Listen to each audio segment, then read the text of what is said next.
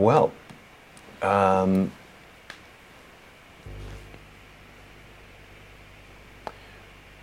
we are just about live. I believe we've got some people watching. Okay, I tremendously apologize for that long delay, but we are live here in Gothenburg, Sweden, not only with the great one, Charles Ortel, but we also have, for the first time in a live setting,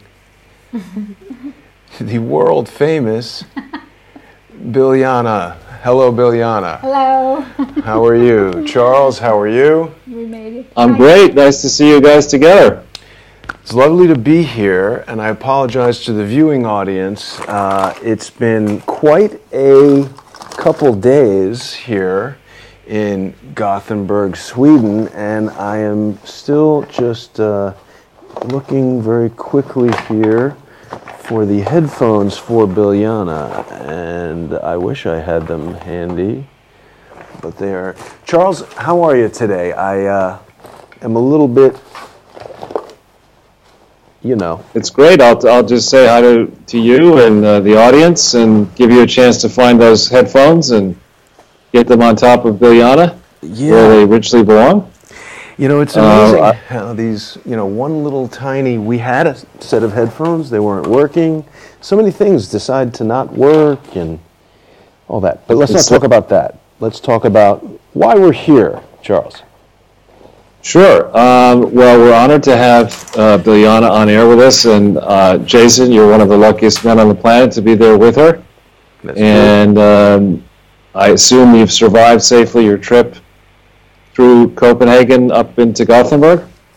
Well, it's going to appear to the audience quite probably, Charles, like I've been doing nothing for the past 2 days, but there have actually been a series of very exciting interviews, not only with Ole Damegard and Judith Very Baker, but also with people who are just locals here in Sweden who've been talking to me about what's been going on in Sweden for the past several years, and there seems to be, by many accounts, a noticeable quickening to the, I don't know if there's anything that you can call it other than basically a cultural disaster here in Sweden.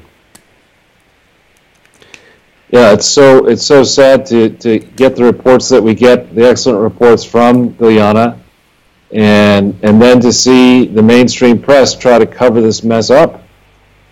It's just, it's really distressing.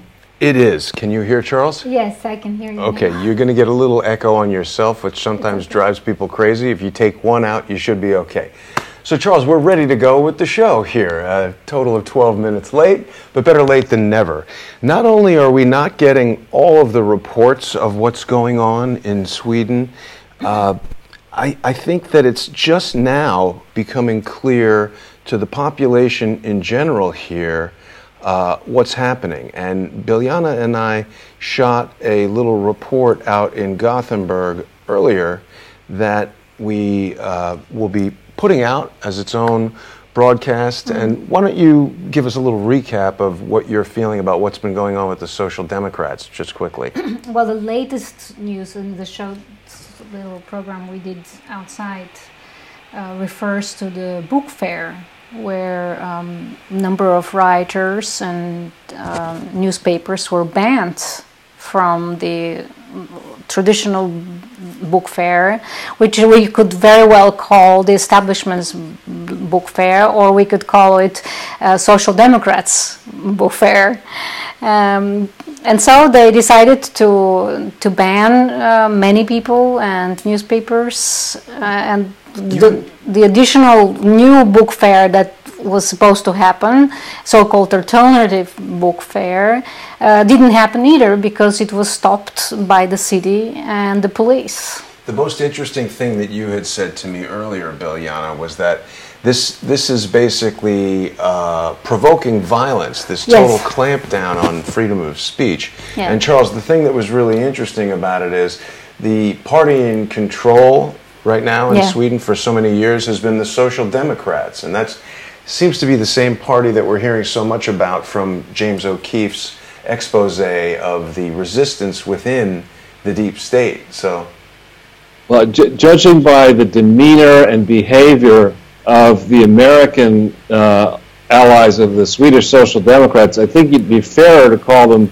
the Americans, anti-social democrats. exactly, exactly. So it's been interesting for me to be speaking to a number of different people here in Sweden. I was with Ole Damegard yesterday and this morning, and there were a number of people gathered because this book fair has been canceled. There's a bit of an uproar, and it wasn't just canceled, it was clamped down in a just blatant violation of freedom of speech. And so there was a gathering at a friend of Ole's house, and I got a chance to speak to a bunch of Swedish people who are all quite concerned, I would say. And the general consensus is that Swedes as a people are culturally very passive. They're not into, fighting or even on a personal level arguing. So it's really been sort of slipped in, this whole thing. And now it seems the general temperament is that it's kind of too late for Sweden.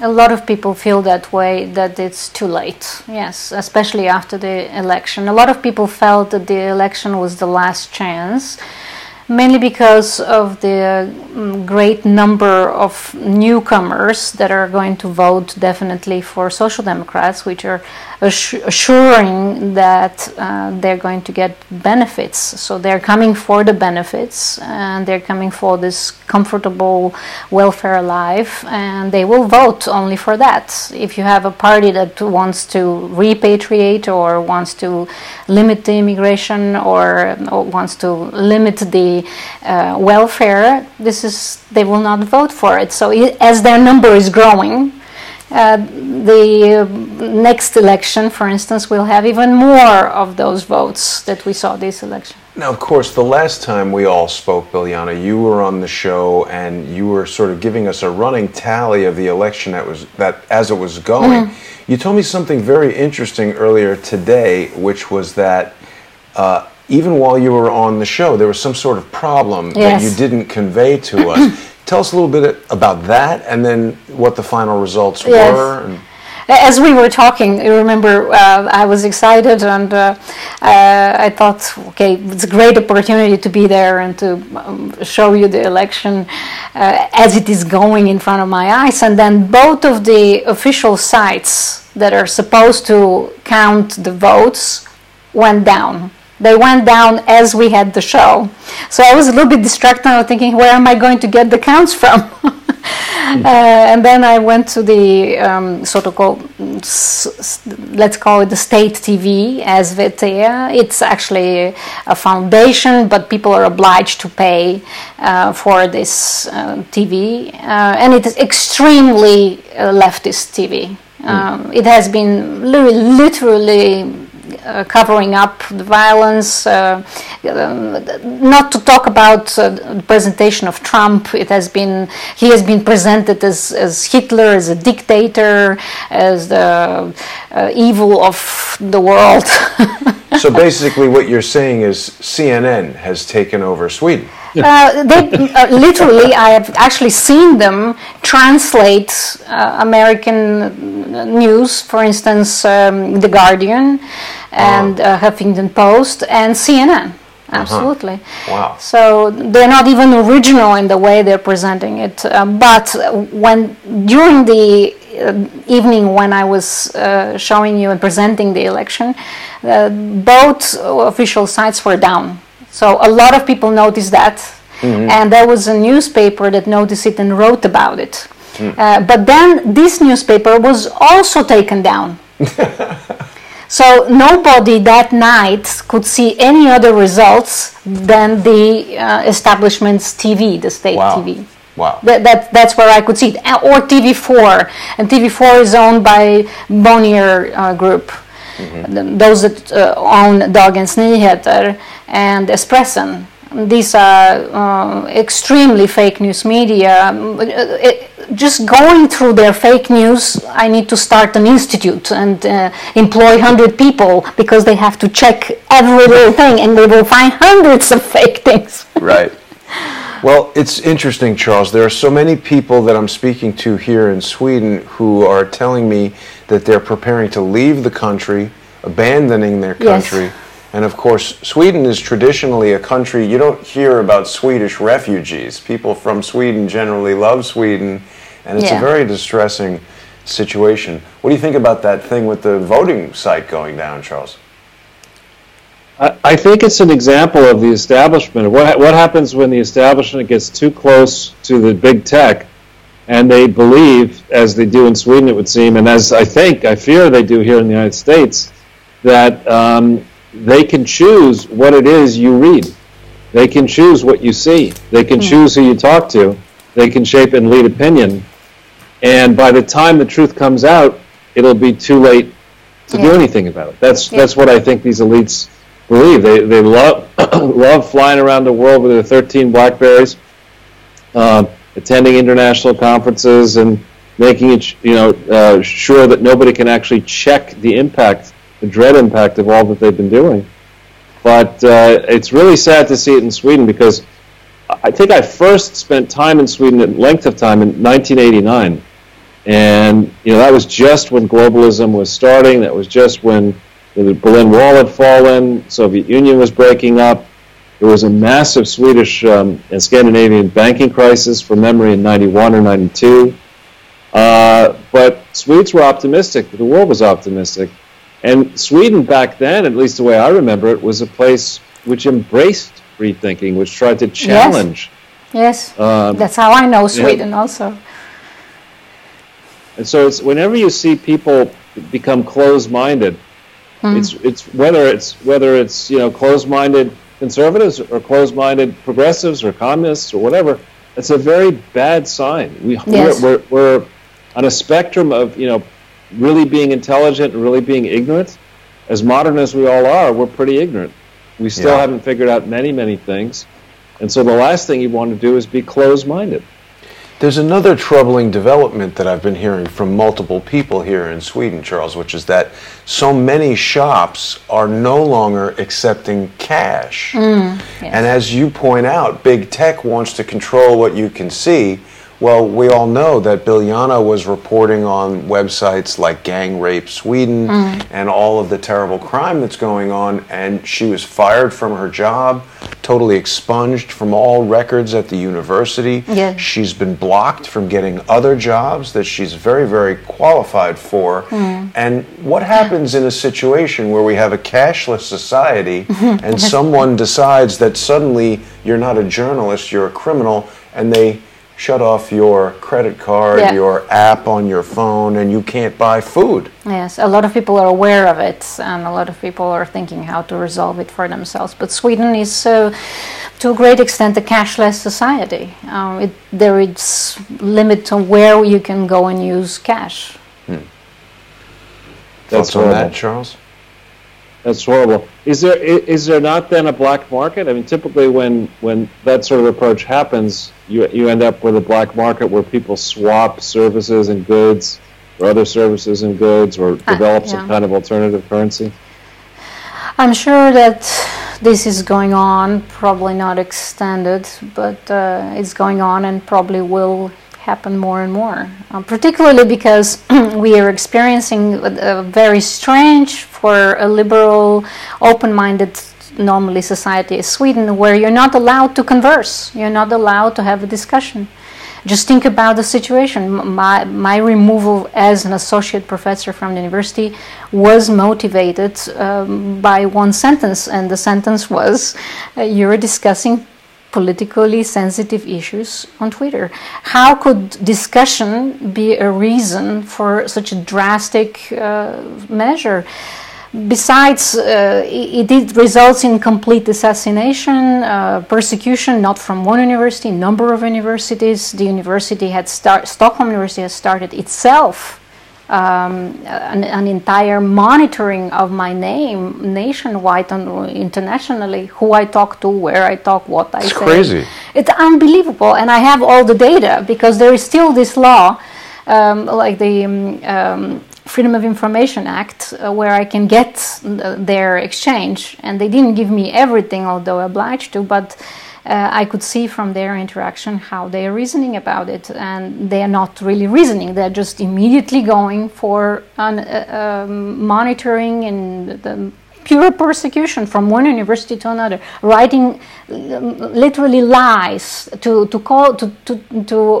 accuse someone of a rape without any substantiation, without truth behind it, or to accuse someone of being a Nazi or an extreme right or something. For me, it's equal. They are abusing me on the equal level as Kavanaugh. But then we saw this case now with a 65 years old woman who I followed for about a year. This has been going on. When she first cried out with a video that she posted herself, where she said, "The police is coming to my house.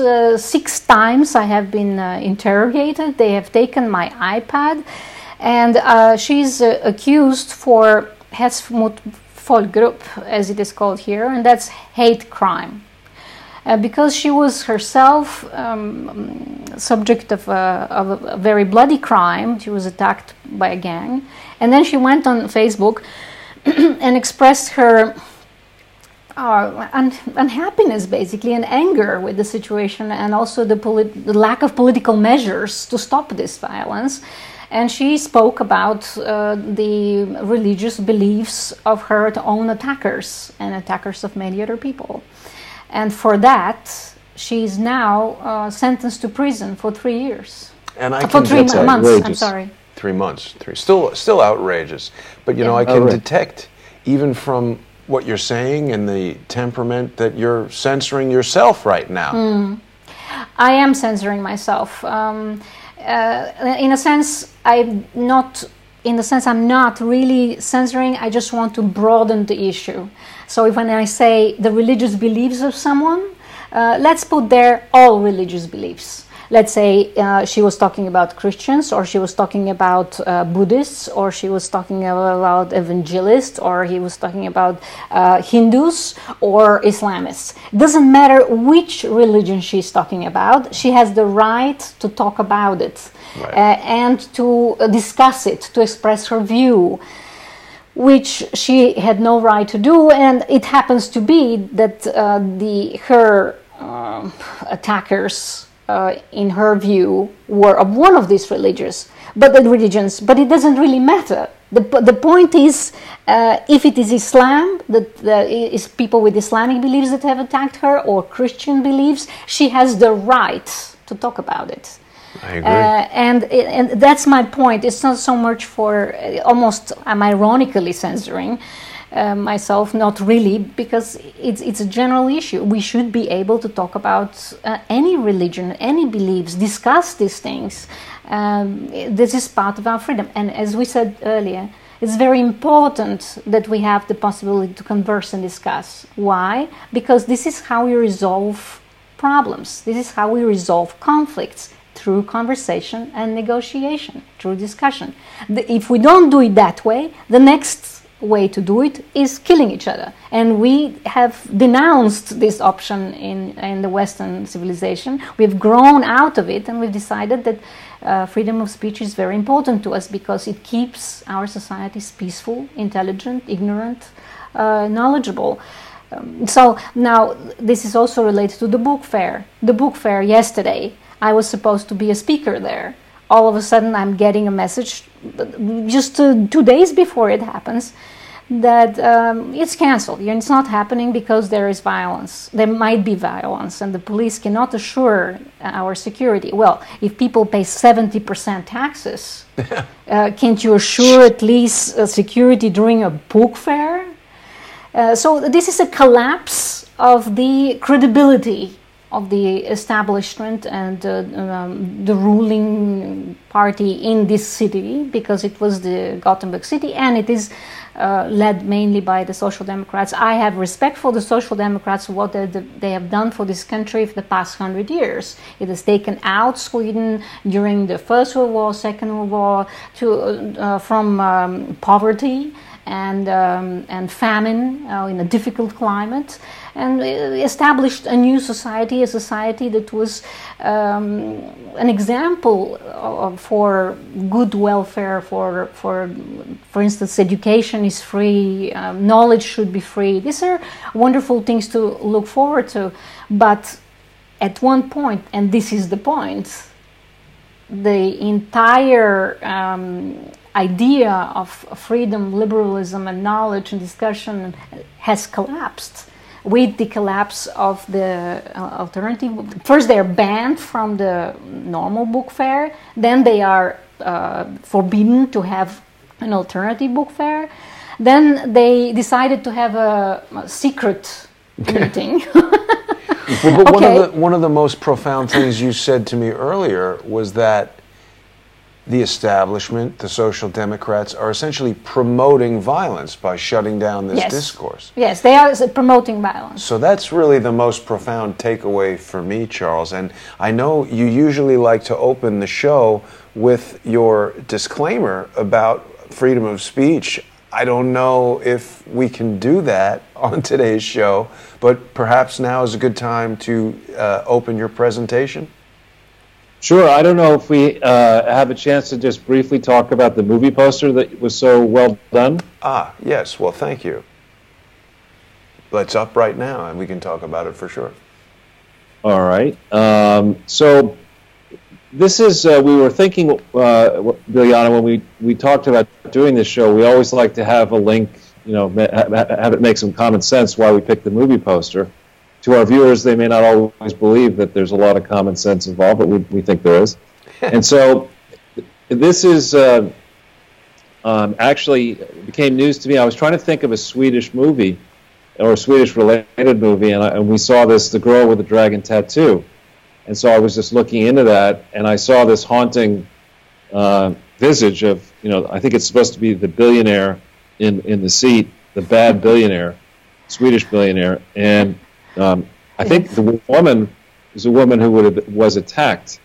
In this case, and actually, so the Girl with the Dragon Tattoo, the real title in Swedish is the Men Who Hate Women. But for some reason, they changed the title to The Girl with the Dragon Tattoo. So we thought we'd just do The Real Men Who Hate Women. And, that's, Biljana and Jason, what you were talking about in Sweden. When you put a society at risk, the way the Swedish establishment has done and the way the anti-social Democrats here in the United States want to do with sanctuary cities and open borders and an oppressive government that's out of control, when you do that, you really shouldn't be running around saying that you're trying to protect women and children and the vulnerable, because you're doing the reverse. When Barack Obama doubled our national debt in 8 years and ran massive deficits, are you there? Yes. Yeah, ran massive deficits and created these liabilities and regulatory schemes that no one would ever actually finance once they figured out about them. When he did all that, what he was doing is crushing the dreams and crushing the opportunities of the vulnerable, particularly of the rising generation, which I would argue has been subjected, going way back, arguably to like 1988 or thereabouts, to puffing on some philosophy here, this unregulated globalism and social justice warrior behavior that makes no sense. It makes no sense for Sweden, as we'll show with some of the numbers. It makes no sense for the United States or any other country. And in fact, I would argue the reason we see these populist politicians doing so well, whether it's Bernie Sanders or Donald Trump or you pick it around the country, around the world, is that globalism has actually failed. And it's failed for the mass of humanity, but the insiders, the cronies, hasn't failed for them. The Bill Clintons, the Hillary Clintons, the Barack Obamas, the Bushes, etc., Tony Blair, just go down the list. These are people who can, perpetually travel around the world at platinum Pasha class and make these speeches for which they make a lot of money. And, now because in Sweden you can't complain that easily, it's tough for the truth to get out. And that's why it's so important, Jason, what you are doing around the world in this Crowdsource the Truth, engaging people to tell the truth, to find the truth, to seek the truth, and to share the truth. That's what's really special about this operation. And so thanks for including me in it. I believe that I actually, on this broadcast, have complete and total freedom of speech. I am not aware of what Swedish law is. So, Jason, I think you're in Sweden, so you might want to be a little bit more careful about what you say than what I say. Yeah. But I believe I can say anything I want. I like that. That's wonderful, Charles. I don't know how you can do this. I mean, how come they haven't sentenced you to prison for speaking whatever you like? I think they're fearful of what might happen if they even try to sentence Charles to prison. Nah. No, in the United States, you really do have freedom of speech, and in particular, the way we're doing it is slightly different. So maybe we'll start with this first slide explaining, as we do.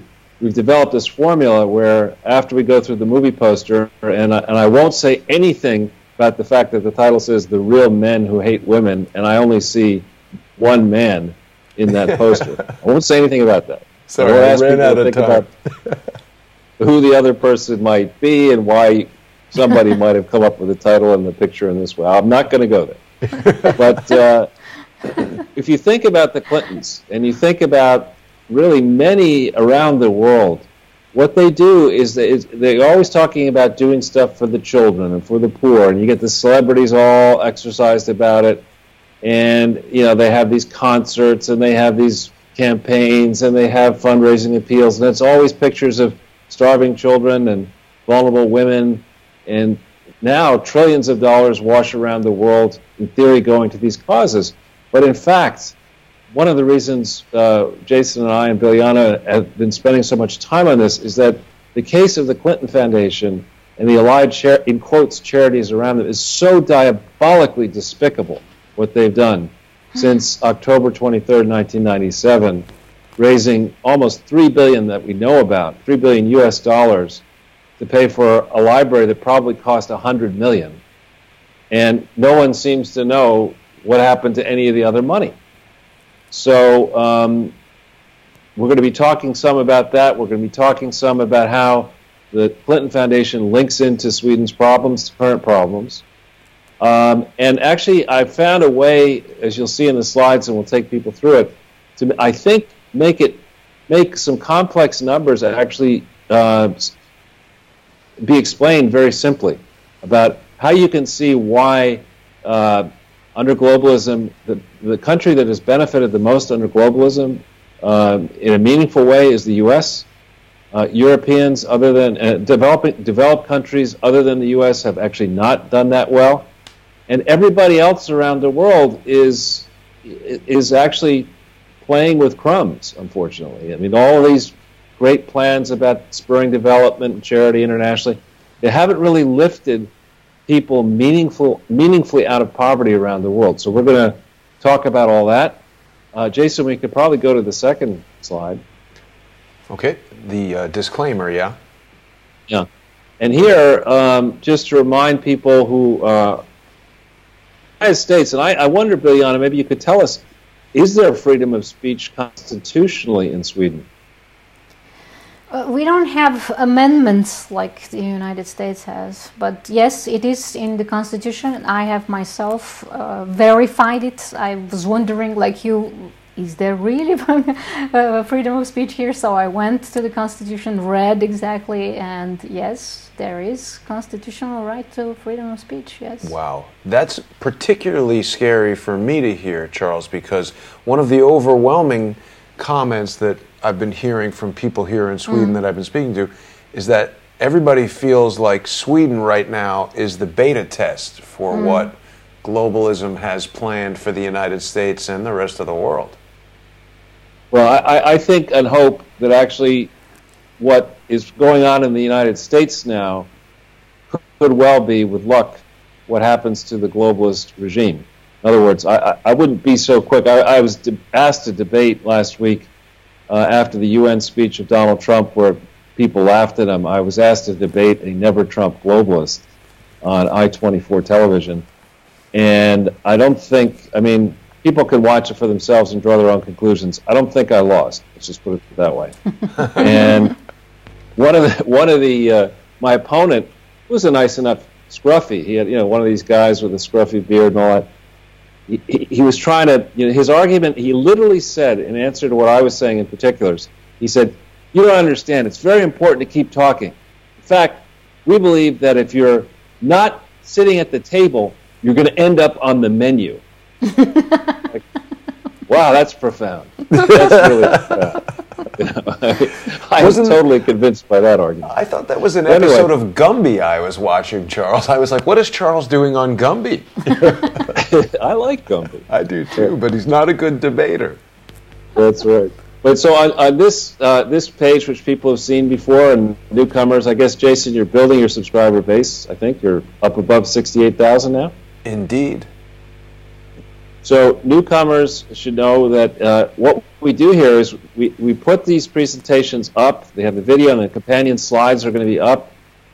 And you can pull these slides down for free, and then you can, at your leisure, follow the links. And there are many, many links here to primary sources, to analysis, to opinions, to all sorts of things. And you can follow them. You can check them. We love it when people come with comments, and now I'm getting more and more comments. There'll come a moment where I can't actually respond to all the comments, but we're not there yet. So I appreciate them, particularly if they're constructive. We put up Biljana's Twitter page. Jason, I don't know if you want to do that. Yep. I've got a little bit of a different setup here than what we usually have, Charles, so there's going to be sometimes things on screen that you might not be able to see. But, of course, that's all right. Okay. People can So I'll just keep talking then. But Biljana's deserves to have more of a Twitter following than she currently has. She comes up with lots of very interesting ideas. I watch it carefully. I try to share when I'm on Twitter. And so I'd encourage people to go to her Twitter feed, and of course to Jason's. And mine, it's funny. It used to grow pretty much a lot every week, and now it was up at slightly higher than it is right now. And I can only conclude that perhaps there's still some shadow banning going on. Something's going on for sure. Well, James Woods was suspended, and Thomas Victor is suspended. Yeah. So is he really? Yes, he is. Since either yesterday. I like both of them. Yeah, Thomas Victor is the first person I was in contact with actually on Twitter when I went in the first time in 2016. I really didn't know anything about Twitter, and this is basically the first person I contacted. Wow, nice. Wow. But I mean, followed and kind of learned a lot from him. But it's an important topic, and we cover it pretty much every week. We've been speaking about it because, I mean, this is where it starts, right? The slow creep of first you get in trouble for saying this on Twitter, and then you're banned.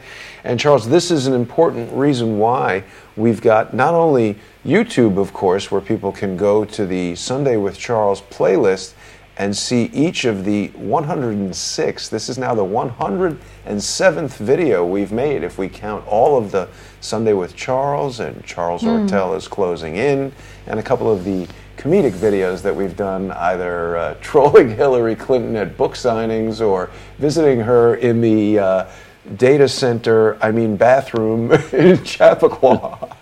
But it's a good resource for people, and it's also the reason why I try to diversify what we're offering here in terms of live streaming on YouTube, on Facebook, on Periscope, on VK.com, Privyet, to our friends in Russia watching on VK.com, and of course on Patreon.com, which I feel is a little bit more protected because as a closed paid network, it's sort of like HBO. I remember when I was a kid and HBO came out, it was very exciting because they had curse words on HBO.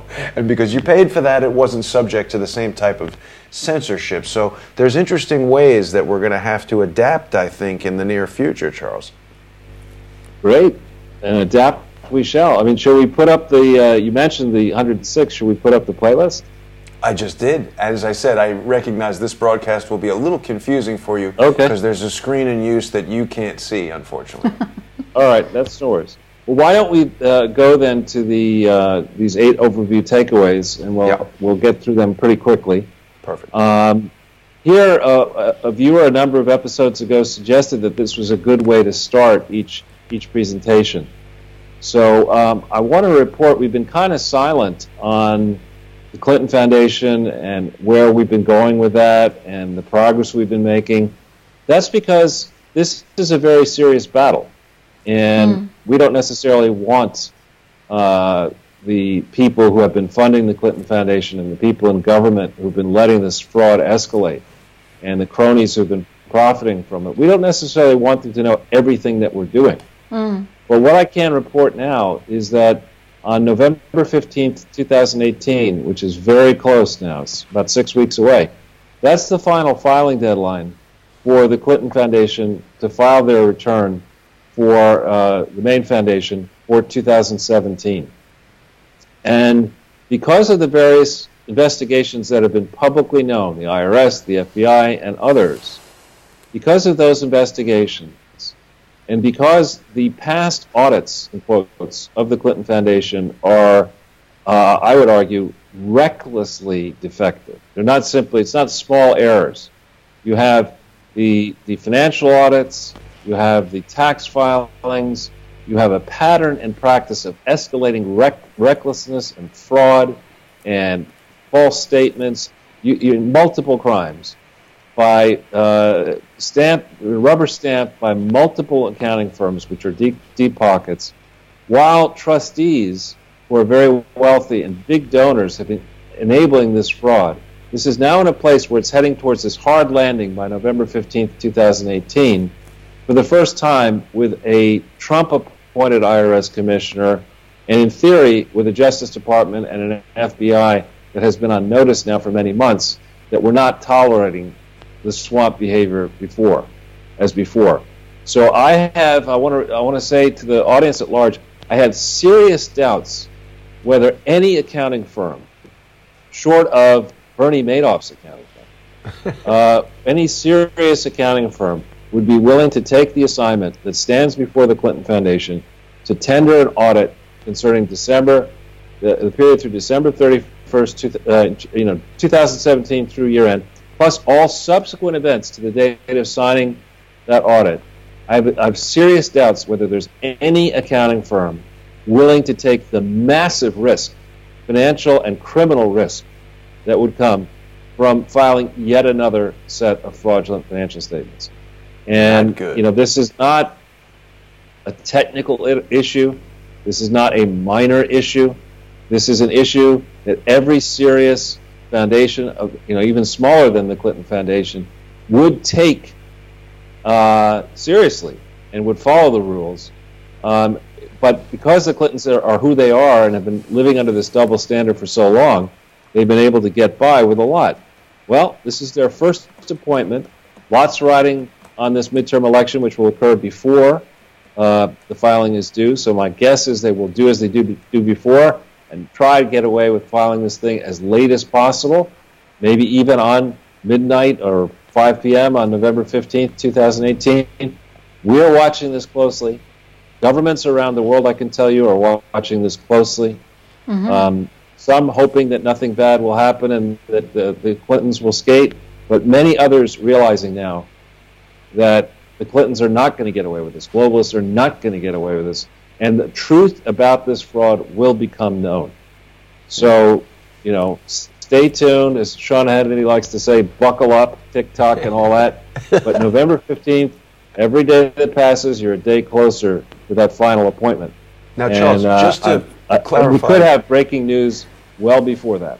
Just to clarify one point, because I'm seeing in the comments there are some people saying, isn't this what you said last November? And the important difference is that last November, the IRS was still under the control of Lois Lerner, not Lois Lerner, but the IRS was in control by swamp rats. Who was it? And Obama-era holdovers. Rosenstein had not then been exposed for who he is. Remember, Rosenstein's a very powerful guy. The head of the FBI reports to Rosenstein. Rosenstein decides which cases advance, or he used to decide which cases advance, what resources go towards what investigations. And Mueller was very much, in theory, on the ascendancy a year ago. And I had assumed last year that Trump would make faster progress getting key positions seated. But now he's done that. And also another big difference between last year and this year is that Trump has accomplished a lot more than I thought would have been possible, from the tax cuts and various international successes. There's a long list of things that he's done. So remember, what we're tackling here together as a group is not some minor bank robbery. This is the largest set of unprosecuted frauds ever attempted in modern history. And it involves current world leaders, it involves former world leaders, it involves the biggest foundations in the world, the biggest companies in the world, some of the richest people in the world. And, we're just a group of us, 68,000 strong in terms of subscribers, people who follow each of us separately on various other formats. We're not, this is not the largest army ever assembled. And we're taking on formidable people, so it's going to take time. But to those who doubt, go in and check the stock price of General Electric. When I started on General Electric, it was at 40. And the enterprise was worth $900 billion, and I was just one person. And I think it would not surprise me at all to see General Electric many years later now. We had some quick success proving to the world that it was a dangerous company. But it's such a big company that it will take time for it to completely go bankrupt, which I think it threatens to do. Wow. There is something, I don't want to interrupt you, but to say, from psychological point of view, if you're examining someone, if you're checking their accounts, they are under pressure. So, although probably you're saying similar things now than you said last year, although things have changed now and we have bigger expectation now. It's very important to keep this pressure, as it is called, the hijacking their amygdala, keeping the pressure on, and as they are on pressure, they might do mistakes or they might start showing panic. I think we're seeing that. Yeah. I mean, what we're seeing. Well, what do you think about that, Charles? I think it's absolutely right, and that's what we've been doing. If you watch, we've been following Donald Trump's lead. People were saying, this midterm election is not going to be a national election like 2016. It's going to be a local election, and Donald Trump shouldn't go out and do meddle in primaries. That's going to hurt the Republicans. Donald Trump listened very politely to the same idiots who got 2016 exactly wrong. He said, all right, I promise I won't do more than 5 primaries this coming week, which is what he said, 5 rallies this coming week. And he's stepping the pressure up as he gets closer to November 6th. That's exactly what we're going to do, what we are doing. Mm-hmm. We have opened new avenues. I'm not going to get into detail. New avenues. We're coming at this many different ways, states, federal, multinational, postal service, different professional firms, all sorts of different ways are we going after this. And the pressure is only going to mount as these professional firms have to struggle and wrestle with the issue of, do they stand by their audits? Is Price Waterhouse going to stand by its fraudulent audits for 3 years? Is Cohn Resnick going to do that? For that matter, we know notorious BKD will give you whatever you want by way of an audit, but are they even going to be able to stand by their multi-year, almost 15-year absurd track record, characterizing documents as being compliant audits when in fact they're jokes? So that you're right, Biljana, we're going to step pressure right up. Yeah, because that's what they do. I mean, if you really think about it, it's constant pressure. It's violence. Violence is kind of pressure. Even if it is absurd, even if it is illegal, it's still pressure where you feel threatened all the time. Right. So if you're victimized and you don't do the same thing, then we are not in the same field. Right. Right. We will not be resorting to violence, but we will certainly be resorting to increased pressure. What surprises me in Sweden, what surprises me in Sweden when I mentioned the Clinton Foundation and the association with the Clinton Foundation of the Swedish government officials, institutions such as SIDA, for instance, which is related to the Foreign Affairs Ministry. and Margaret Wallström, there is no interest in that issue. Among the population, you mean?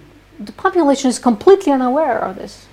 They have no idea that the postcode lottery is a way of paying Clinton Foundation. Right. Just randomly, if you ask people, they don't know. Well, as Charles has said many times, that's because the globalist tactic is to first control the media, right? Yeah. Yeah, it's really distressing, and especially for when you listen to what Swedish politicians and left-leaning politicians talk about, things they care about, lessening income inequality, helping poor people around the world, protecting the vulnerable, all that kind of stuff. And then when if the Swedes only knew how much of their tax dollars are being burned.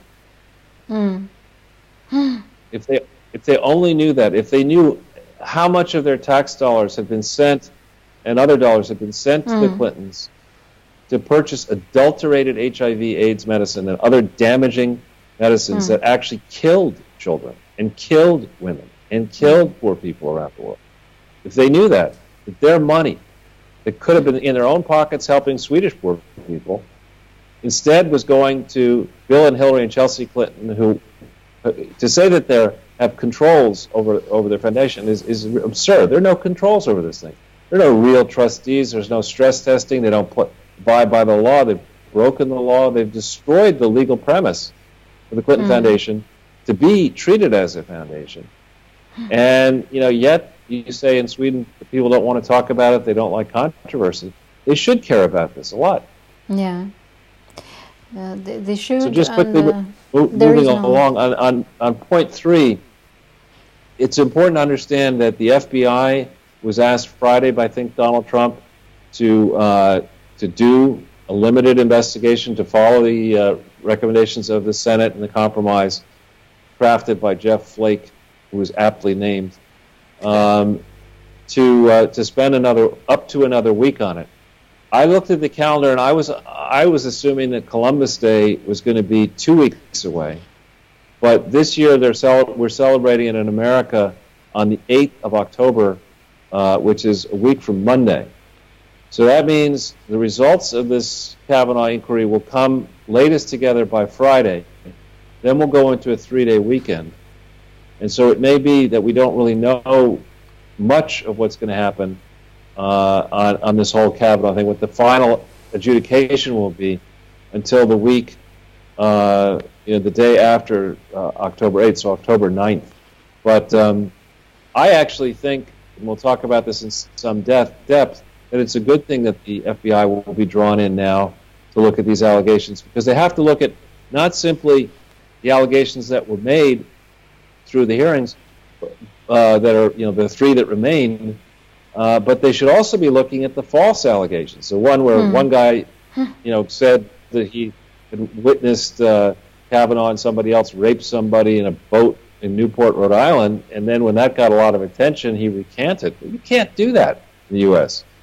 You can't, in the middle of a highly charged battle like this, you don't call up the Senate and volunteer evidence that's false and then just get a pass once you recant. That's not the way it works.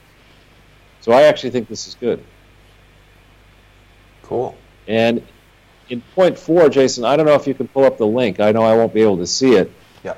But in point 4, the FBI is working away, and as typically is the case, people, including our crowdsourcers and others, have been out there examining evidence. This piece, which I can't read myself online now, I believe is a summary that people have come to looking more carefully about. Is this Dr. Ford technically a licensed psychologist? And it appears she may not be. Ooh. Did, in good standing that is, in California, and she said she was under oath in a testimony. Did the incident that jogged her memory, she claimed it happened in 2012, the construction project, and now people are coming back and saying, nah, it was in 2008. And so, I think it takes a tremendous amount of courage for someone who has been the victim of sexual assault to come forward and explain those allegations. So I actually do applaud people who have the courage to do that. But on the other hand, you better make very sure that you should be sure of your allegations before you come forward, and you should be very nervous about getting involved in a highly political process like this unless you're totally sure, which I don't think. For what I've been able to see so far, I have an open mind. I'll wait to see what comes back from the FBI. But I think this episode here, where Dianne Feinstein's office failed to protect the identity of Dr. Ford, leaked it to the public, or allowed evidence to be leaked to the public, does little service to people to true victims who are trying to get the wheels of justice to move as they should. So I would look for a lot of noise between now and the result of the FBI thing. But where I sit, if you had asked me today, do I think Dr. Ford's allegations end up being proven? Doesn't look good to me. You know, Charles, it's pretty funny. A lot of people on the internet have been saying Donald Trump should just nominate Hillary Clinton for the Supreme Court, and then we could get an investigation in a week. That's a good one. Speaking of the Clintons, in this point 5, people are also asking, how is it that, Bill rapes Juanita Broaddrick, and she makes a contemporaneous account of it, numerous contemporaneous accounts of it. She gives depositions. And during the impeachment trial back in 1998, the Democratic senators wouldn't even read her deposition. Wow. And Juanita is somebody you've met now, Jason. I've met her. She's a wonderful human being in her early 70s. Her life has never been the same. And she's trying to stand up for not merely herself, but for victims. And she's amazed and getting a lot of publicity finally. Yeah. How is it that we're going to rake Brett Kavanaugh over the coals for things that might have happened when he hadn't even graduated from high school? Doesn't mean they're not bad, as alleged. But we're going to let a man who was governor of Arkansas, attorney general of Arkansas, president of the United States, and his wife, a senator, a secretary of state, and an aspiring president, we're going to let this team get away with literally decades of massive frauds for which other Americans have been put in prison. Bryn Brown is in prison now for multiple years over a charity fraud that's less than $1 million. So one of the things that does really prod me into doing what we've been doing is when I see this type of a double standard. It just opens the potential for so much corruption. It turns the political process into a money machine for the crooked. Right? There's a reason to give Hillary Clinton $100,000 if you can get $10 million back from some backhand deal. We can't operate a country like the United States that has $21 trillion in debt already. We can't operate it like that. Crooked cash machine for the politically connected.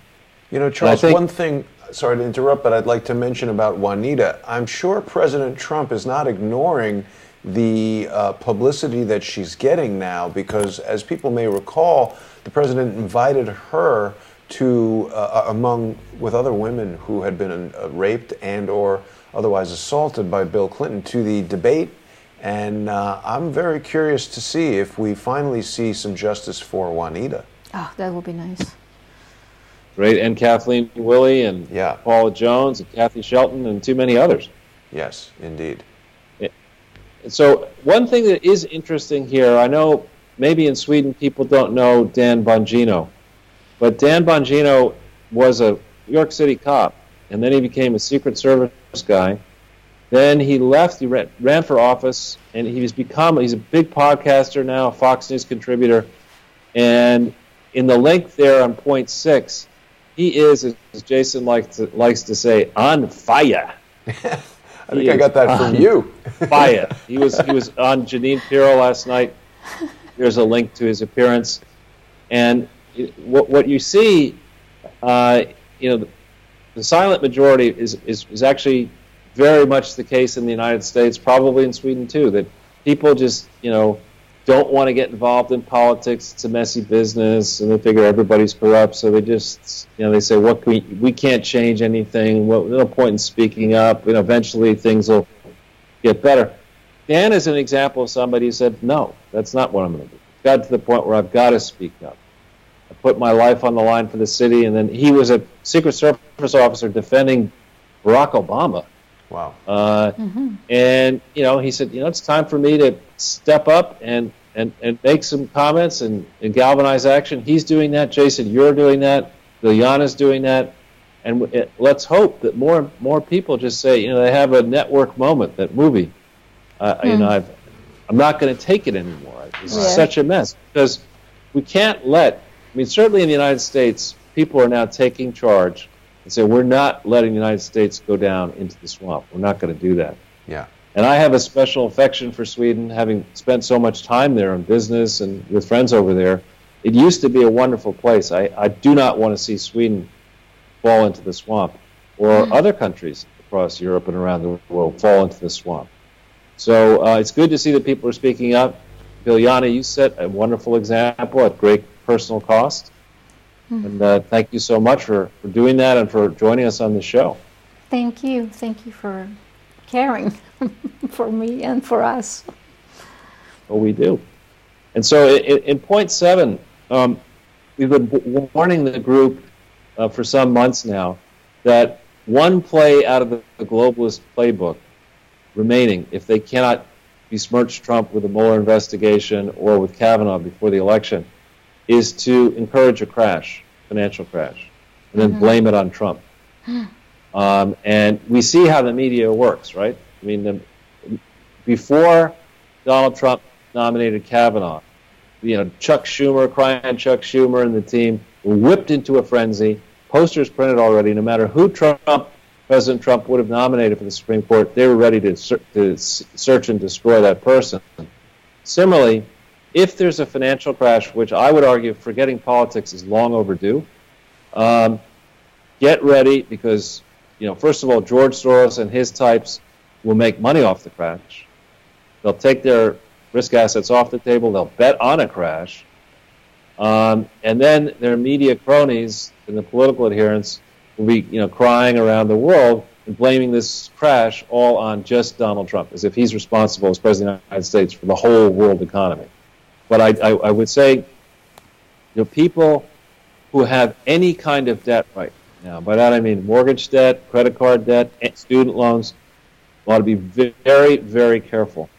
Because in these types of rising interest rate environments, you see it now what's going on in Argentina, when a country goes into extremis, as happened in Sweden, as happened in Finland and Norway in 1992, overnight interest rates can go from being 2% to being 150%. There's very sudden movements, shock movements. Currencies get suddenly devalued, and if you have debt, particularly debt denominated in a currency other than the Swedish krona, you ought to be very, very careful. So one hopeful thing, I think, Jason, is that, and Diana, I'm seeing more and more signs that people are cottoning on now to the immense power that these social media giants do wield in filtering news, filtering opinion, shaping opinion, etc. It may be that they try to intervene in this forthcoming election, but they will be doing so under immense scrutiny. And I think, at least in the United States, the deplorables are a lot more energized by what's been going on recently than the scruffy social justice warriors who don't seem to understand that they're being duped by the globalists, the adherents of unregulated globalism. So I think by this approach that we're taking of these regular broadcasts each Sunday and then sometimes on Wednesday, they're getting shared around, and I think they're making a difference.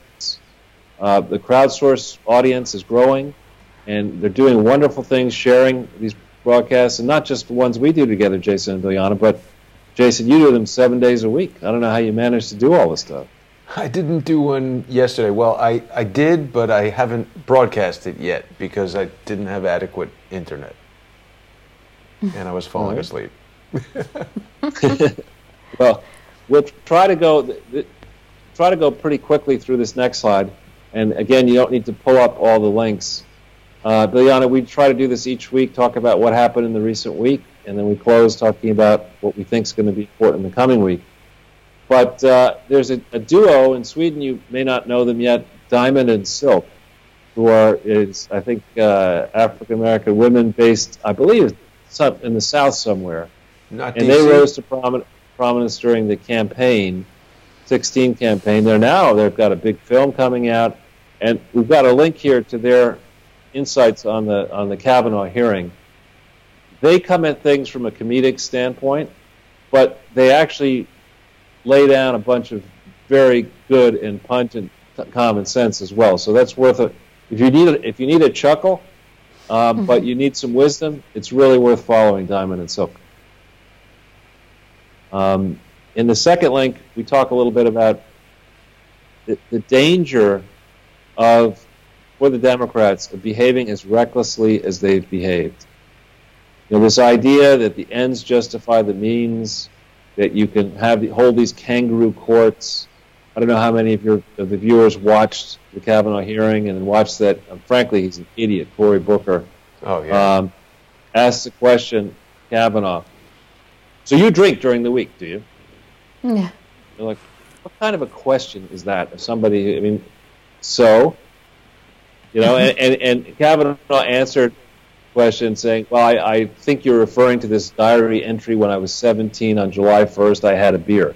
Do you drink during the week? Well, that was the summer, I was on vacation, it was, to make these gigantic leaps. Well, I've established a pattern because there's one diary entry in a diary that some guy managed to keep when he was 17 and still has. I can now turn that into the argument, the credible argument. The guy's a heavy drinker, and his behavior one day is not going to be the same. It's just preposterous auditioning for a post that most of the people who are grandstanding, the Kamala Harris's, the Richard Blumenthal's, they don't have a prayer of being president of the United States. But they're mounting this, they're using this for political purposes. Fair-minded people are looking at this and say, these senators had a lot of time to study this stuff in private, protect the identities of the accusers, and instead they turned it into a circus, self-aggrandizement. They don't care a whit about the various people making the allegations or about Kavanaugh's family, anybody's family. And these people want to run the United States of America after November 6, 2018. As time passes, I believe this will hurt the Democrats, the aggressive Democrats, much more than they believe. Mm-hmm. True. And I also think it's super important and quite noteworthy that Senator Grassley, a fair man, who, by the way, whose office is well aware of the Clinton Foundation issues, it's absolutely correct for him to make sure that the false allegations get referred for criminal investigation, as he has already done. Mm-hmm. We're seeing early signs of collateral damage. It's only been several days now, but in Missouri, I guess they pronounce it in the Midwest, Missouri, but it's spelled Missouri. The Claire McCaskill, who's the incumbent, said that she was going to vote against Kavanaugh, and right away her opponent, Josh Hawley, has now improved his polling in that Trump-red state. So I think the political experts, the same political experts who suggested that Hillary Clinton could best campaign for office by not campaigning, I think this Kavanaugh thing, from a political standpoint, is really going to hurt Democrats. I'd also say that I've been watching these rallies, and you probably, Jason and Biljana, you probably didn't see the rally yesterday in Wheeling, West Virginia, but it really was priceless. And Donald Trump is doing more and more of these. They've become a formula. They're easy for him to do. It's entertainment that people really like. Jason, you're the entertainment expert, but when we look at television, both cable and network television, so much of that today is reality TV. And this is better than that. This is an old-fashioned, speaking, barnstorming rally, like as they had in Abraham Lincoln's day. And what's more fun, Charles, than hearing the President of the United States insult a bunch of dopes? Well, it was actually pretty funny. I don't know if you saw the one where he has this sort of, common sense way of saying, does anyone believe that Dianne Feinstein is truly innocent, of leaking that? Does anyone believe that? And then he imitated her, and it was really very funny. I'll have to watch that. Yeah. But he's going to be on the prowl, and we just have to wish that he maintains the high energy level that he does maintain, because he's on a grueling schedule here. He is, as I mentioned, he's increasing the frequency of his rallies. He's likely. Wouldn't be surprised me as we get closer to November 6th that he does more than one per day. That's amazing. And so last night, you may not know this yet, but apparently Kanye West has changed his name. He now wants to be called Ye West, not Kanye West. Nice. But he appeared on Saturday Night Live, and he wore a "Make America Great" hat. And there's this clip. This is a clip to him saying that he was bullied on the set. Kanye West bullied by the technicians and cast of Saturday Night Live. Wow. I think, I didn't think much of Kanye West until he started displaying this independent mind, and I think what he's doing is absolutely right and refreshing. I think a lot of people around the world are waking up to the fact that they've been duped by these globalists. They've been duped. Nobody likes to admit you've been duped. Yeah. We're seeing additional signs beyond the capital markets that things are overheating. There's a story about how Vancouver was a red-hot property market because a lot of Chinese money and dirty money was going into that market, and now that market's freezing up. We're seeing signs as well that this romance between the Saudi royals and President Trump, that's cooling a little bit, possibly over Yemen. I think it's a good thing that bromance is cooling down, because in my mind, Saudis need to change their behavior. They need to fess up the degree to which they were and are still funding terrorism. But that's an important thing that happened. Ted Mallock, who's been a guest on our show, has a great piece here calling out the globalist FT, that used to be called the Financial Times, that is lying about him, and he's put them on notice that he's going to go down a legal path with the FT. But there's an example, there's an organ of the globalist elite, the Financial Times. It was sold to the Japanese. It's going to turn out to be a very bad investment for the Japanese, in my opinion. And then, Jason Bilyana, this link, we haven't yet had Mary Fanning on, but she's, and her brother Bob are friends of mine. And Jason, you've done a lot of studying about what's going on with this Russian collusion delusion is similar to Watergate. You might really enjoy this. Link is way too long to go through today, but it's something that I would highly commend our viewers read and then share as much as possible. It's a fascinating, detailed investigation of Bob Woodward and Carl Bernstein's family ties and true histories and suspicious links to a lot of bad actors. It's very, very interesting. Stuff I did not know. So back then, with Biljana, I say here, we're returning to the scene of apparent Swedish crime, because I want to tread carefully. But I can say that the record clearly shows, the record that we've demonstrated, and we link here, that there are many, many ties among Swedish firms, Swedish companies, Swedish foundations, and various parts of the Clinton Foundation. Of course, the Swedes, there was an actual Swedish Clinton Foundation set up under Swedish law, and I don't speak Swedish, but as a guess, the representations made to the Swedish authorities are just all fraudulent. Typically, when you set up a foundation in a foreign country, you have to disclose its defects and its attributes in its home country, and I'm very certain that the Clintons did not disclose the fact that they had been fined 3 times for soliciting in Mississippi without being registered, the fact that they had used, and this is starting in 2000, I think 2000 time frame, that they had used by 2002 a fundraiser that was not registered, which is another crime. They didn't have audits, that their numbers didn't work. They had large payments going to the Clinton family out of $17.6 million in one case while Hillary Clinton was secretary. None of that has probably been disclosed to the Swedish authorities, yet there have been disclosures made. So eventually, when we get those disclosures, we can go through and explain to those who might want to listen in Sweden just how bad the trouble is that you may be under Swedish law.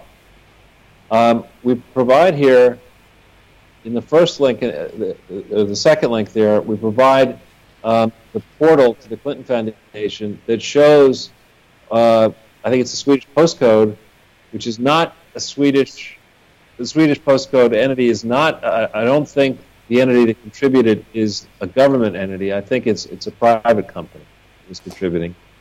But they contributed between $10 and $25 million to the Clinton Foundation. In addition, the entity that Liana, you were mentioning, SIDA, also contributed to the Clinton Foundation for activities that the Clinton Foundation had no legal authority to pursue. So is that the postcode lottery, Charles? Well, the lottery is not, I don't think the lottery entity that gives money to the Clinton Foundation is a government entity. I think it's a private company. Yes. And I think it's a Dutch company. It's a Dutch company. It's a Dutch company. The headquarters are in Holland. English company. So what is that postcode lottery? That's what I read about. That has operations in Holland and other places, and they figured out the business. It was a private company of going to governments and saying, "You don't want to administer this lottery. It takes a lot of time and energy. We'll do that for you. Just give us a contract to operate a lottery in your country." Yes. And they negotiate that, and then the deal is that I think 50% or so of the money that's sent towards this company has to go to contributions, in theory, to charities. Well, one of the largest beneficiaries over time has been, of the Swedish one and the Dutch one, has been portions of the Clinton Foundation that don't legally exist. So just so, because I don't fully understand it, but this postcode lottery, when you're in Sweden, you just go to the convenience store and buy a lottery ticket? You receive it. I receive it constantly at home. They mail it to There is you. a very good-looking man that usually represented, and they present it as something very benign, very sweet and nice, cheerful, funny. They invest a lot in advertisement constantly. Play the lottery on TV. and you can win money. You just play the lottery with your postcode and you can win a little bit, like let's say 100 crowns. But it costs money to play the lottery. It costs to pay the lottery. And then I checked the companies here. It actually foundations. So they have this company, but then that company is split into foundations, and a lot of the money are actually that they disclose are going to pay for the employees, and then the rest of the money are suddenly going to a foundation, and from this foundation the money are going to a foundation in Holland. Sounds like a laundering operation. So for me, it for me too, it looked like a laundry procedure. Then you can't really see what the foundation is doing with the money. I mean, they're just sending the money somewhere to the foundation in Holland, and then what? Maybe Arkansas. But also, it is known that Margot Wallström, who is the Minister of Foreign Affairs in Sweden, who was a strong supporter of Hillary Clinton. I mean, she was melting of happiness just to the idea that Hillary will win. This woman was employed at the postcode lottery exactly when the postcode lottery was giving millions of crowns to the Clinton Foundation. Exactly that period. So she earned on it, they earned on it, and then after that, 2014, she became a minister together with the Social Democrats. So it sounds like a nice way to embezzle money wrapped inside a money laundering operation. Pretty cool. And they know each other from the United Nations. Wow. So there is a lot to investigate there. I've called a number of times on Twitter and asked, can someone investigate journalists? I'm just a private person finding out things for myself. But I don't see this. I don't see a serious effort to discover the deep state in Sweden. Very interesting thing for you. I am irritated by this, but a very interesting thing happened these days for you that might be interesting, Jason and Charles. That all of a sudden there was a list of employees in the Utrikesdepartementet, the Department for Foreign Affairs. More than 100 employees want to affect the election process and the nomination for government. Wait a minute. That sounds exactly like the Democratic Socialists in the United States. Literally exactly the same. And all their names were published. Huh. I retweeted it. So for me, then I asked the question, okay, is this the Swedish deep state coming out? Because all these people are protesting against the third biggest party and saying that they don't want to be involved in a racist government, but they are all employees in a state organization. So we see kind of the emergence of the deep sea. Right. Wow. So back to you, Charles. So one thing just to consider there is what you described, Ileana, with the lotteries is a perfect environment for fraud. And why do I say that? With a lottery, if you don't check how many tickets were actually sold, if you don't, then you may not see how much money actually comes towards the lottery, so you can skim at that level. If you have deals with your marketing agents to let them send you bills that are higher than they are really spending on your behalf, that's another way to steal money. And then if you have deals with the foundations like this leaky Clinton Foundation that's not truly controlled, you can say you sent them $100 million, and who knows what you really sent them. Exactly. You know, exactly. So this is something, again, when we're sitting here and saying in Sweden that we need to have a 70% maximum tax rate and we need to have very high value-added taxes and everything needs to be taxed, you know, why is that? I mean, is that money being spent or is it being stolen? These money are they're not taxed. So the moment they go to the foundation, there is no more taxes. They don't pay taxes on this money because it's shared. No, I'm talking about in general the high level of spending in Sweden. You have an environment where income is so highly taxed. Yes. Governments want high taxes. Then you create this foundation, as you rightly say, Biljana, where you put money into it and there's no tax. So it's a perfect environment to steal. The Money Roach Motel. Yeah. And also you don't know from where they get money. So these foundations can give money somewhere, send money somewhere, and they can also receive money from somewhere. So you have no idea if they receive from somewhere. Who are they receiving from? I don't see any disclosure when I looked for it. I would say a better question is who aren't they receiving money from? That's right. Back to the slides. So one thing we get back from different governments around the world when you start nailing them on the Clinton Foundation, they say, well, you know, actually we're not giving it to the Clinton Foundation, we're giving it to the Clinton Health Access Initiative, and that thing is the one that fights HIV/AIDS, and it's so noble, and this and that. Well, we provide a link here to their latest set of financial statements. And this is an excerpt from the financial statements that explains that on March 7th last year, CHAI expanded its board, and in theory, they claim in the final sentence, Chai has not had any financial transactions with the foundation during 2017 and 2016. That's just wrong. It's absolutely wrong. Mm. And when, as and if the Swedish government ever does the kind of diligence that it needs to do, it will discover that the Clinton Health Access Initiative was never lawfully organized or operated from September 29th, 2009, the date it was formed in Arkansas as a nonprofit corporation, to the present. Charles, there's something very strange. Matter. Something very strange in that document as well. I don't know if this means anything, but I have highlighted the little segment here that says opinion, and the last digit in both of the years is behaving quite differently than the rest of the document. I don't know if I move that over here, if you could see it. Do you see that, what I'm describing? The 6 and the 7 seem to be separated from the rest of the body of the text. It's quite odd. That is odd. It should have. That's very That's odd. their document. Yeah, that's lifted from their document. It's very weird. Very weird. Well, that's their PDF. I just downloaded it right from their website. So I don't know. A lot of weird stuff going on with PDFs, Charles. Indeed. Yeah. Indeed.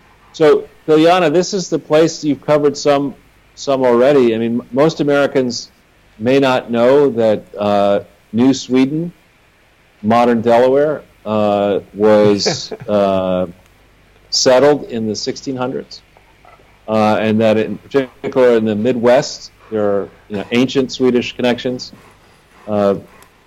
connections between modern America and Sweden. And Swedes have done a good job until recently promoting the Swedish nation, the Swedish lifestyle, Swedish culture, etc. But I would argue, as a stranger, that this idea of unvetted immigration doesn't make sense in the United States, and it certainly doesn't make sense in a smaller country like Sweden. Yeah. And I think we're seeing the same sorts of problems, to a lesser degree in the United States than you're seeing in Sweden, but the same sorts of problems of unvetted immigrants coming in massive streams into our respective countries just doesn't make sense. Don't mind the panting, Charles. There's a large dog here with us. Oh, hello, large dog. If you hear panting, I'm sorry. It's Archie. This is Archie. Hey, Archie. But what we're seeing, Biljana, you covered this with us before on the election night, that inside Sweden, a growing number of people are questioning. Just immigration can be a wonderful thing, particularly if you're competing for the most talented people around who are unhappy with their country. I mean, who knows, Biljana, you might immigrate from Sweden to some other place. I'm there sure are a lot of many people countries who would are love to have leaving you. Sweden. Yeah, people are leaving in Sweden right now. I know personally people who are leaving Sweden, and for me it's impossible to continue my career and my work that I've had for 30 years. And so it's I will not just throw it in the air. So the same goes for me. You're planning to leave. Yeah. What do you think of that, Charles? Yeah.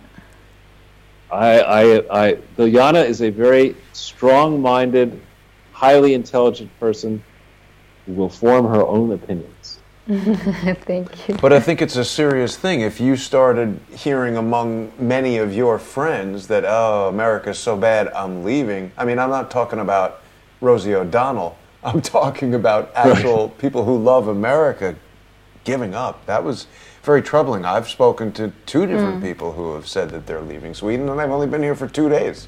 Well, Look at the impact you're having, Jason. Exactly. They're like, yeah, I'm leaving. But the issue is the borders are open.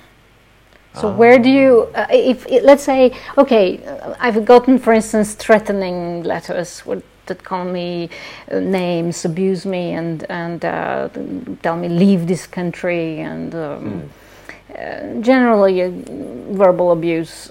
So my question to abusers of this kind, okay, they want me to, an educated, normal woman to leave the country, but the gang rapists from other continents They that can are run illegal, for they are office. very welcome here. Okay, that's your choice if you want to live like this, but then where shall I go? Let's say I go somewhere else in Europe. It's the same situation.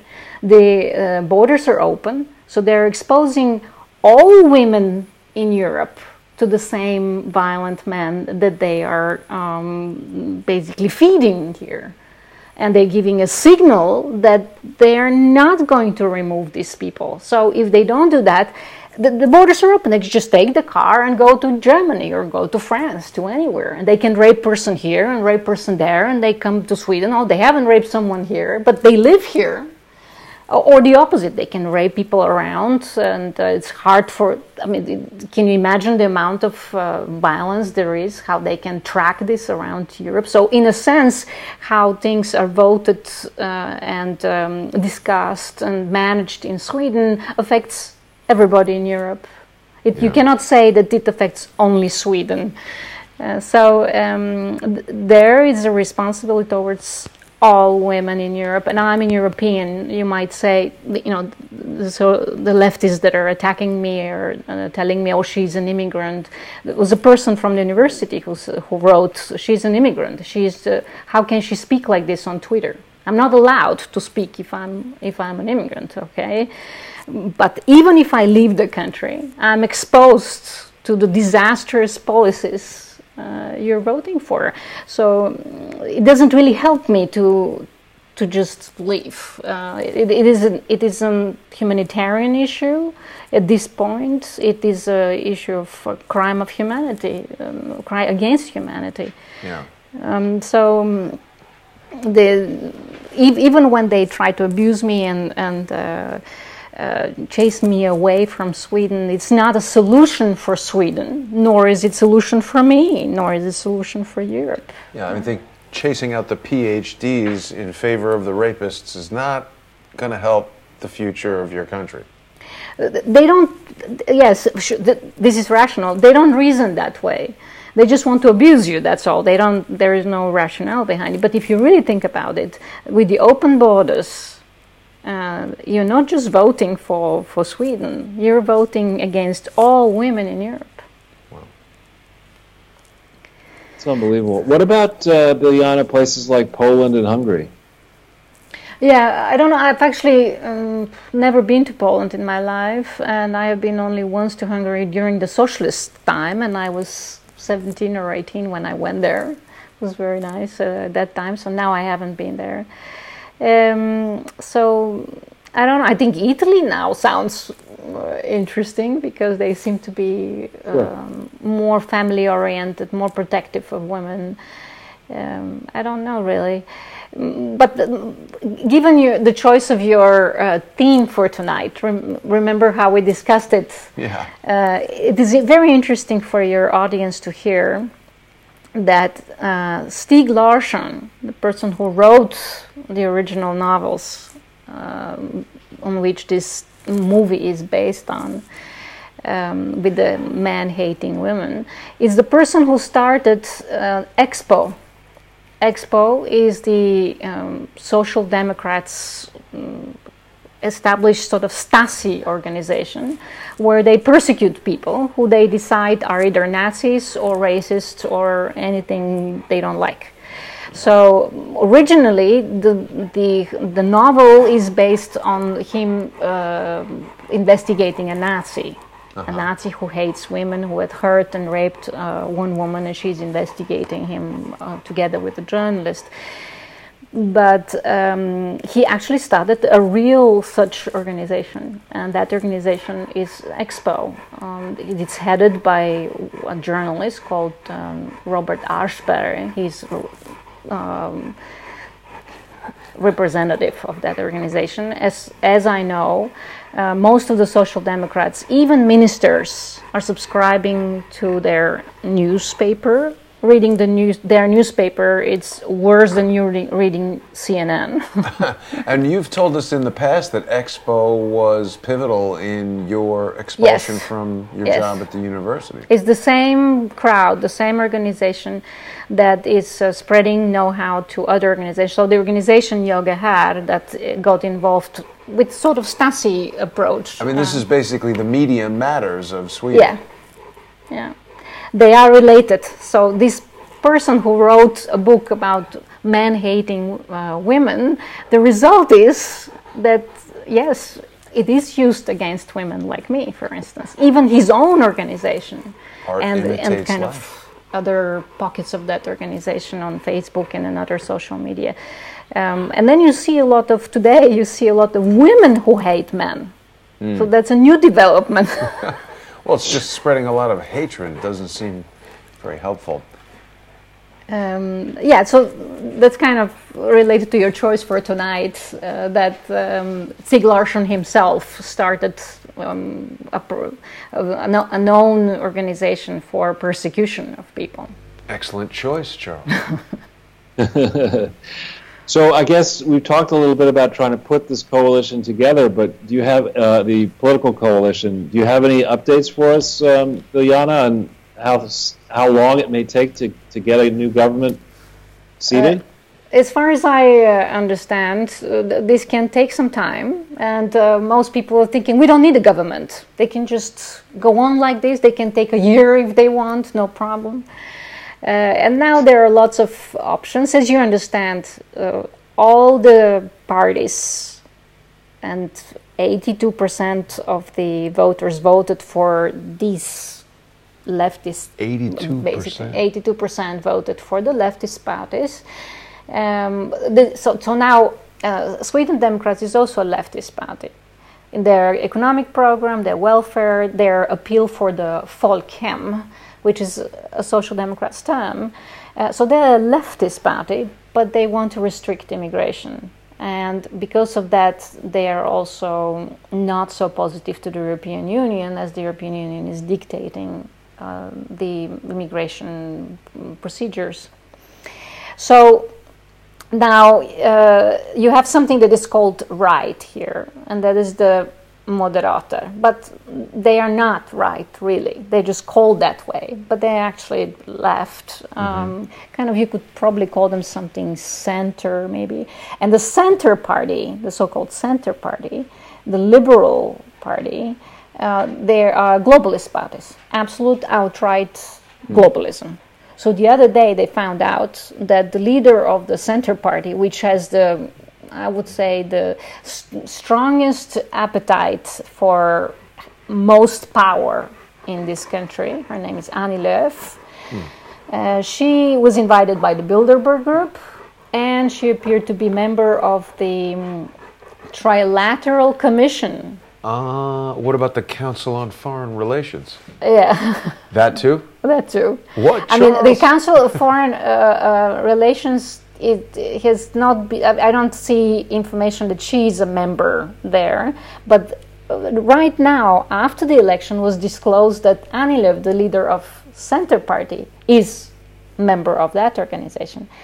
And so immediately people reacted and said, well, they're globalist interests, foreign interests, not Russia anymore. At least it's not Russia anymore. So now I think the push is to get her somehow to get a high position in the government. Löfven, the leader of the Social Democrat Party and the leader of the government, which lost, he was voted out. This doesn't mean that he cannot be re-elected or re-nominated for one or another way if things twist around, but he was voted out. So now he's staying in some kind of a temporary government. Charles, do we still have you there? I'm having some problem here. Yeah, I'm here. Okay, there's something going on. Yeah, so there will be this play between the different parties, and they definitely make sure that no one communicates. It's not just involving the 1.1 and more million voters for Sweden Democrats. It is not allowing them to communicate. So that's what we talked about before. Yeah. That for some reason, the globalist approach, which has been embraced even by the Social Democrats, is to refuse communication. No talking. We are not going to communicate. We are not going to allow any discourse. We are not going to negotiate. We are going to stop you from any form of influence. Wow.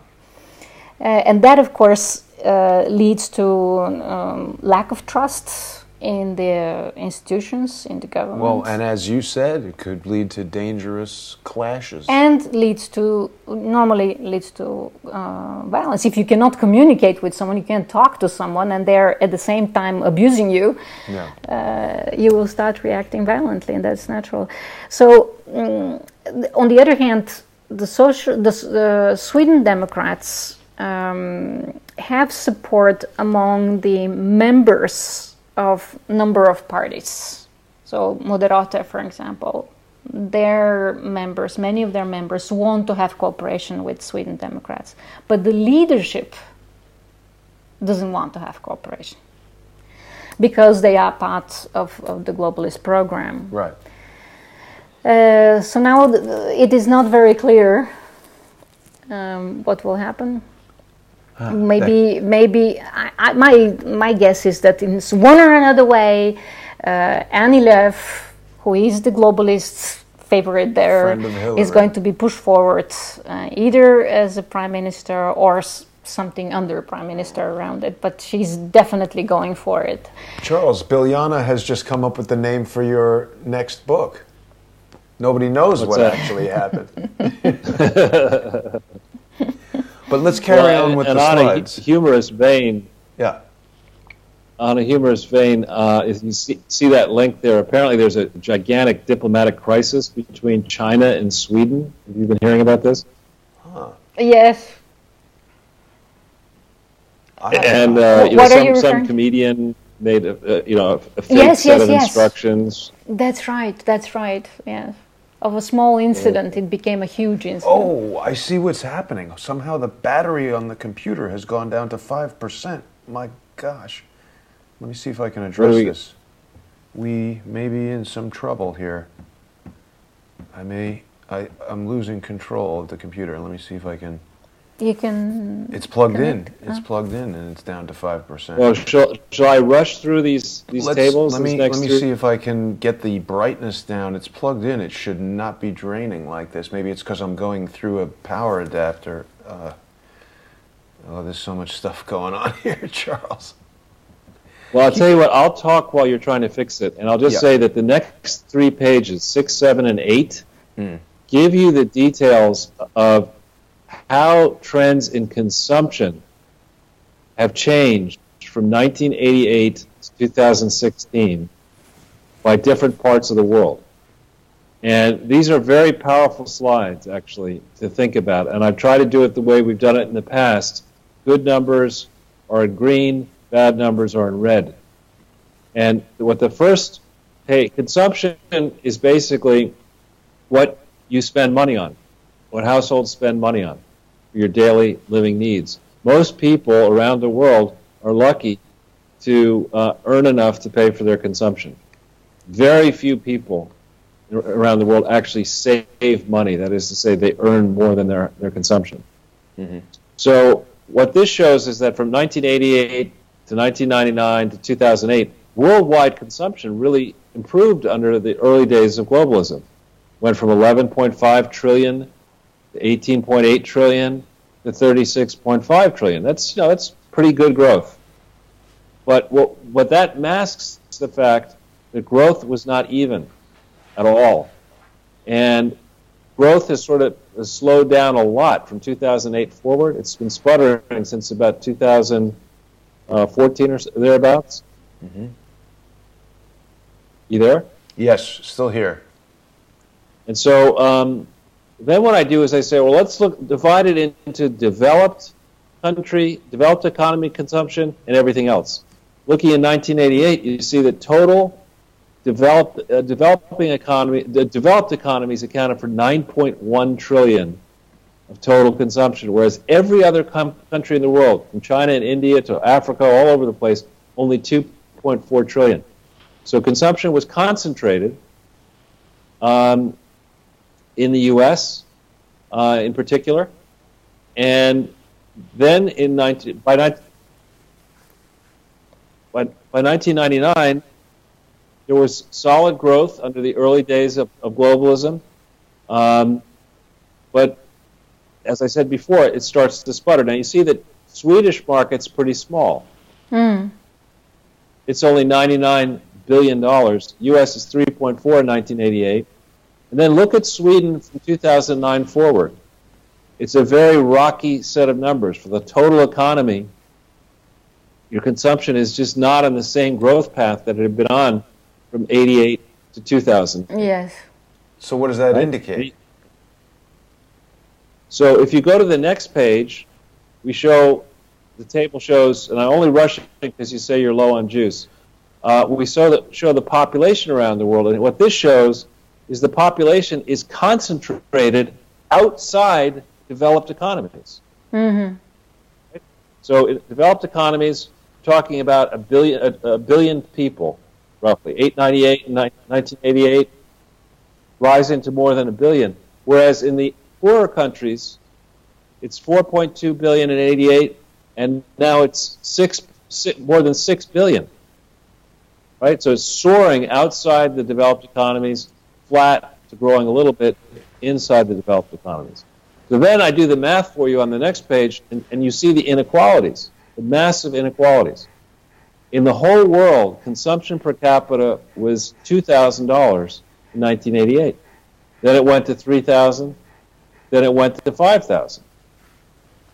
But then for developed economies like U.S. and Sweden, it went from 10 to 16 to call it $25,000 per person. You see, though, that there's some very important differences. Consumption in the U.S. per capita is higher than in other non-U.S. developed countries. Consumption in the U.S. has steadily actually gone up, where it's now almost $40,000 a person. So even the poor people in the United States are doing a lot better than people outside the United States. So this pitting the rich against the poor in the richest country in the world is an idiotic approach to begin with. Doesn't make sense. But when you look at, we did okay in the U.S., but look at the developed economies excluding the U.S. Look at what's happened since 2011. And this, the ex-U.S., that's Germany, that's France, Sweden is in those numbers. But, the globalist project has not been a success for the average person, really anywhere. And in Sweden, it's really been challenging, though Swedish people in the main are better off than non-U.S. developed economies. But then look to the far right there of this far right column. The notion that consumers in economies outside the developed world are going to be meaningful sources of revenue for companies exporting to those places is laughable. It just doesn't make sense. Save for low price point consumer goods. I mean, you're not going to be selling. You shouldn't be gearing up an export business to try to sell large volumes of items into countries outside the developed world. The same is true in 2000. This is the most recent year, 2016, for which data is available. The same is true in 2016 as it was true back in 1988, before we started this globalism. What it makes sense to do in these outside the developed economies, of course, is to build new projects, new schools, new this, new roads, new ports, new airports, all that kind of stuff. Yeah, that'll make sense. But the problem is the local populations are not yet rich enough to be meaningful customers. There's a mismatch. There's an imbalance in the way in which consumption is distributed around the world. And so we really need to recalibrate our thinking. We need, if we want to act responsibly outside the developed economies and try to help people in the developing world, you can't do it using crooked foundations run by former ex-presidents, the way Bill Clinton and Hillary and others have been doing it. That's not a good example to set. And these numbers are from UNCTAD, that's the United Nations group, and I've provided links so people can study it at their leisure. So, Jason, are we okay on battery or not? I've got it to a point where it is functional, but I just realized why it's draining all the battery, and it does have to do with the unique setup today, but let's certainly keep going. I would add, Charles, Mr. Gumby on the Iranian debate didn't seem familiar with the UNCTAD data. Yeah, what you find. What you find in a lot of this analysis of economics and investments, the people who love to talk on television and radio and write articles are typically not very good with math. And you can't understand, it's not like I don't understand high-level math, this is just basic arithmetic.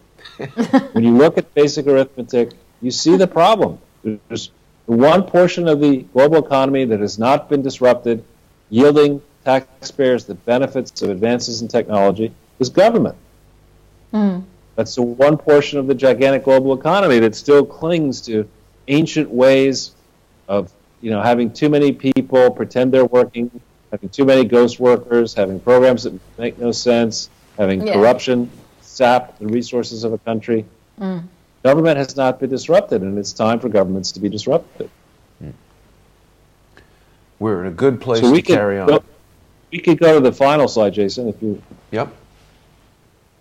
So the FBI is going to go charging on these allegations.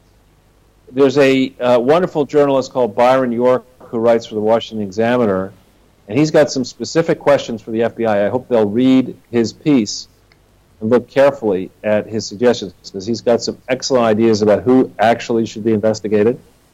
To Biljana's point, this battle for control over the Supreme Court is only going to get more intense. And I fear, we had an episode last year where people playing baseball, congressmen playing a professional baseball game were shot. We do not need to settle these differences resorting to violence. We're a rich country. We need to engage competing ideas to try to come up with improved solutions as opposed to shouting slogans at one another. We need to attack the source of the problem, we need to understand the problem the way we're trying to do on Crowdsource the Truth. But it's sad to see so many of these people believe that the ends justify the means. If you can't make the argument, don't even bother. Just as is happening now in Sweden, just shut down the opponents, kick them out of jobs, make their lives miserable. Eventually, that type of behavior turns on everybody. And that's not the kind of free and open society that's going to prove productive for Sweden, for the United States, or anywhere else. No. So one little technical nuance is that Democrats are already talking about trying to litigate, trying to institute a demand, they made a demand to put an injunction stopping any quick vote on Kavanaugh. And if they're successful with that approach, that could delay the vote as both sides try to litigate, likely up to the Supreme Court. But there could be, even if Kavanaugh survives the FBI additional week, it's probable Democrats are going to start throwing litigation monkeys at it. Up until the election, the midterm election? To try to push it past the midterms. Charles, it's quite interesting. In Sweden, probably not watching some of these developments here. But just let me ask you a question real quick. Isn't it interesting how the Democrats want to abide by the law and treat it like a legal matter in a court when it's convenient, but when something like the presumption of innocence gets in the way, it's not a court of law? Yeah. Yeah, it's the ends justify the means. Really bad. Really bad. Really.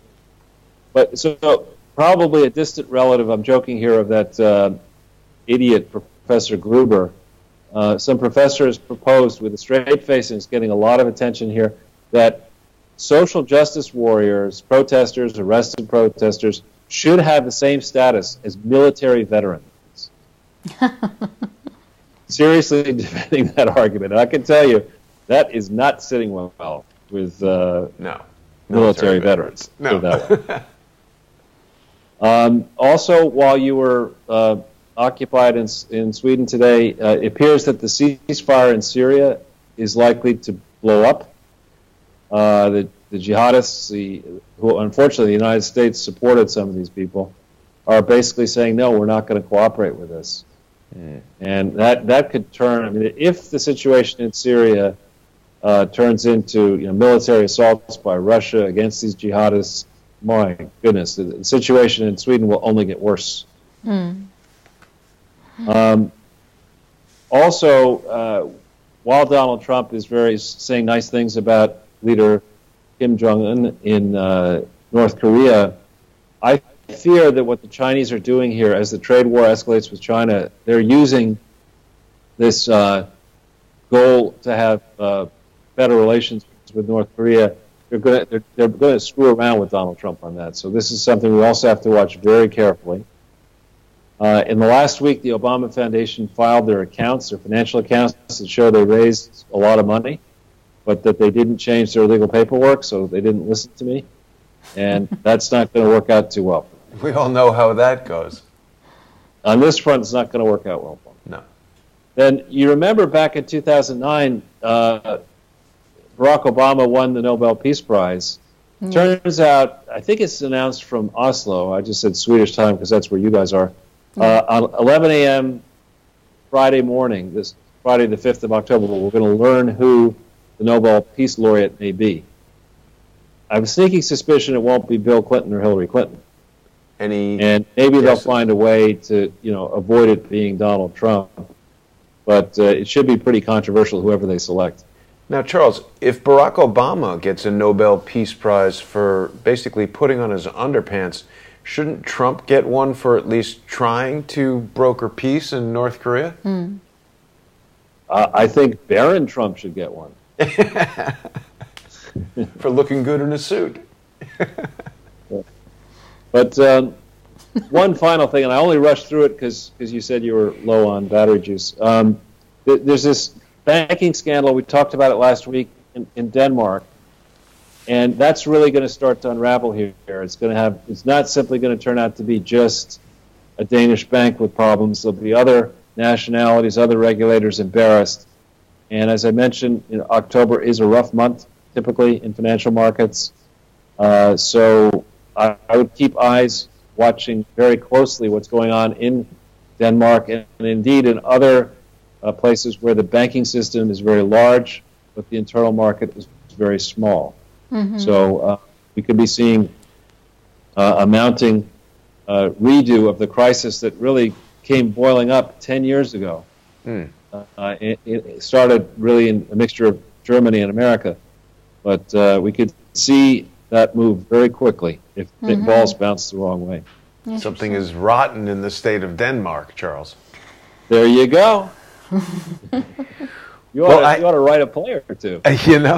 I'll tell you, I have just now figured out why the battery has drained, Charles, because I've created a new policy of when I arrive in a location where I've never used the Wi-Fi before, I have a way of hardwiring the network of the cameras to the laptop, but it's drawing power. So, unfortunately, we are at a scant 8%. Well, perhaps we should thank Biljana and thank the audience. Yeah, thank you very much. Thank you, Biljana. Thank you, Jason. It's really great to be here with you in Sweden. I think our audience has seen you so many times, and I apologize for the timing. We had intended, Charles, to play a video segment that we shot earlier today, but I think what I'll do is I will attempt to negotiate the internet complexities and put it out as a standalone piece where people will get an opportunity to see the city of Gothenburg and hear some more insights about this ridiculous suppression of free speech and the termination of the alternative book fair, the secret alternative book fair, and the double secret alternative book fair. Yes, there is another. Charles, is there anything else you wanted to cover today? No, just to wish you both safe travels, and I hope you get to enjoy more of Gothenburg. Has it gotten unduly cold, or is it just still in fall? It's been all right. It's pretty nice. A little colder than New York, but not bad. Yeah, it's Good. tolerable. The last time I was in Sweden a few years ago was in February, and I just was immediately chilled right to the bone and did not warm up until I returned to New York. That's exactly how it feels. It feels to the bone. It was very cold. Yeah. And with that, Charles, I think, I don't know how to say goodbye in Swedish, but Hej då. there you go. And on Wednesday, perhaps we'll be closing in. Yes, sir. Safe travels, and great to see you again, Biljana. Thanks for your time and effort. Thank you for bringing Jason here. It was a wonderful surprise. He came in the middle of all the events with the book fair and all. I had actually planned it with Ole Damagard, but didn't. I thought you lived in Stockholm, and then I was speaking with Charles about it, and he suggested that I contact you. Yeah, so of course you should contact me. And we did. It's wonderful to just be together. Yeah. And with that, Thank you. Charles, we're going to thank everyone for watching. I do want to remind everyone that remarkable international trips like this are only possible because of our generous sponsors on Patreon. And the sponsorship is growing. I do fully intend to continue this type of thing. We've had so many stories with you, Biljana, and obviously Ole has lived in Sweden for so much time. And who was the journalist that you first told me about who was, well, mysteriously died? 30... Oh, yes. Bashir Rabbani. Bashir Rabbani. Ole has spoken to me about him quite a bit. Yeah. And so we had a whole thing planned for this book fair, but Yeah, didn't happen. didn't happen. No one knows what happened, Charles. But the book fair was didn't Lars happen. Wilks. Yeah.